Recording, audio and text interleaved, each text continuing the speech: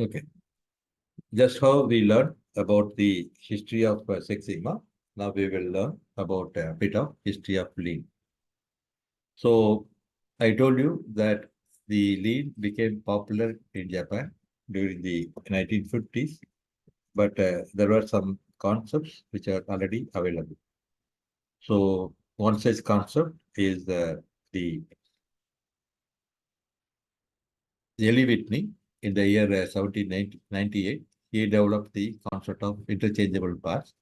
So this concept was the basis on which the modern day lean to called SMED, that is single minute exchange of time.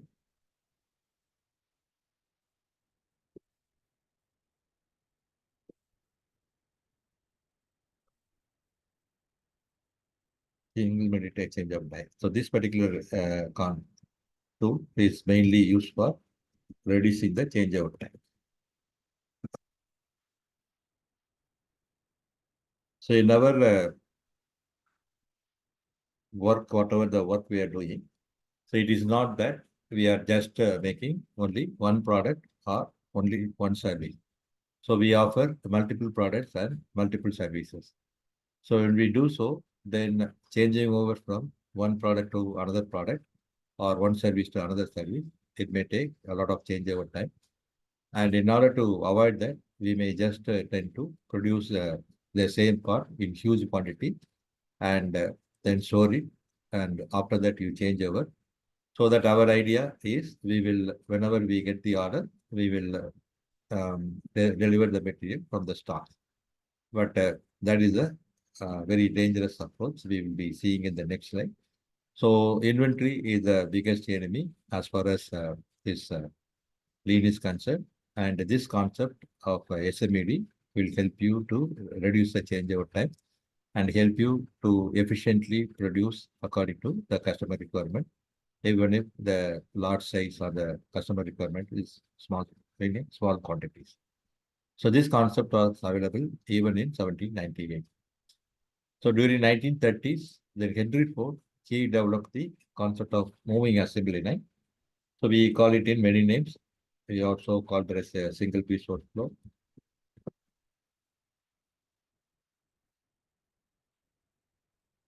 We call this a Toyota production system.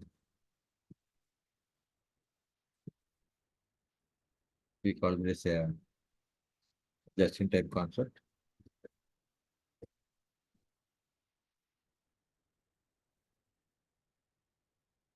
We also call it a cellular manufacturing.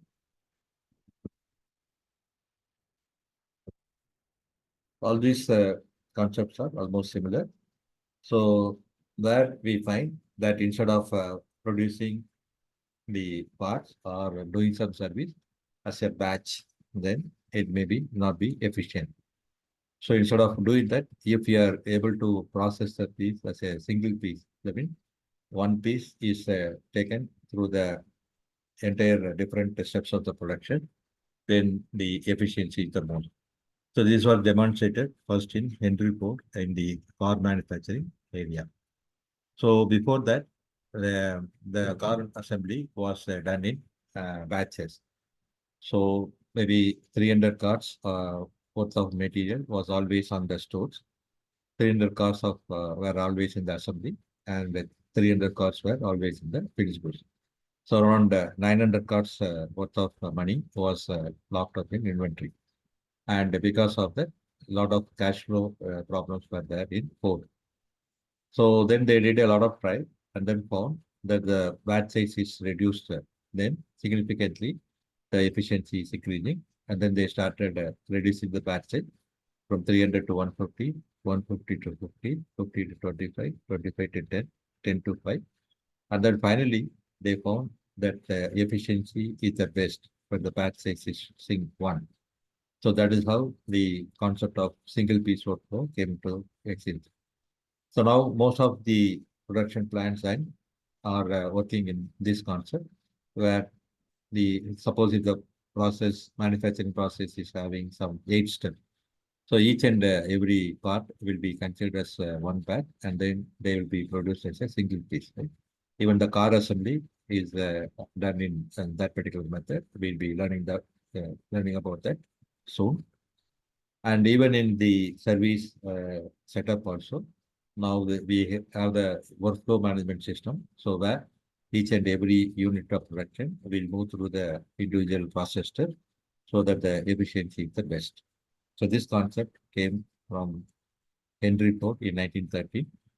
And in 1920, Saiji Toyota, he developed two important concepts. The first one is the five-way analysis. This is also called as the Y-way analysis.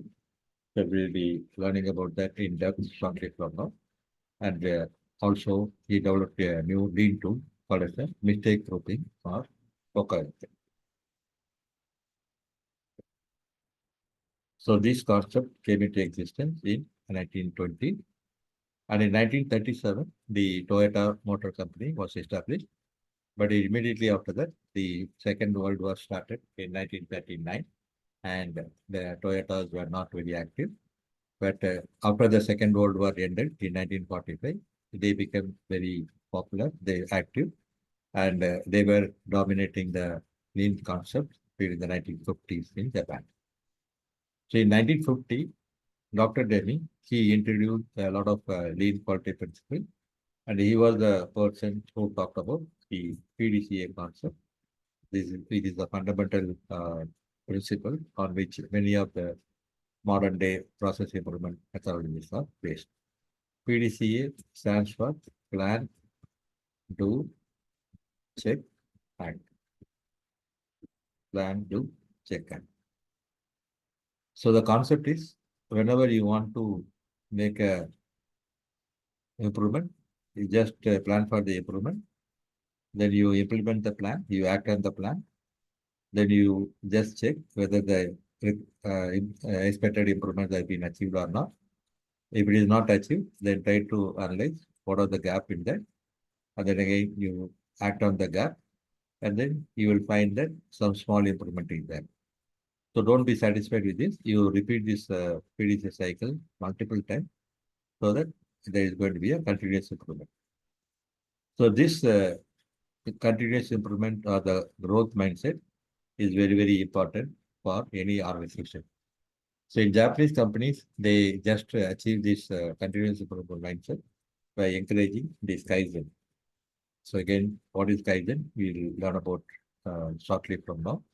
So until unless the people in the organization are having a growth mindset, it is very difficult for the organizations to be profitable and to be able to grow. So this PDCA concept